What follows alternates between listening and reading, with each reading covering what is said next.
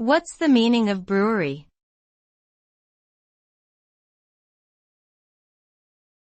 Brewery.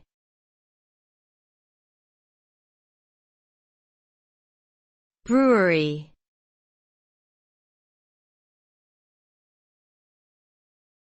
Brewery.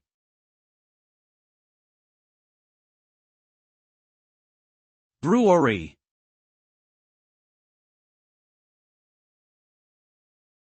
A brewery is a place where beer is produced commercially. The brewing process involves the conversion of grains, usually malted barley, into a liquid called wort, which is then fermented with yeast to produce beer. The result is a range of alcoholic beverages that can vary greatly in flavor, color, and strength, from light lagers to dark stouts and everything in between. Breweries can be small, independent operations or large, multinational corporations, and they play an important role in the economy and culture of many regions around the world.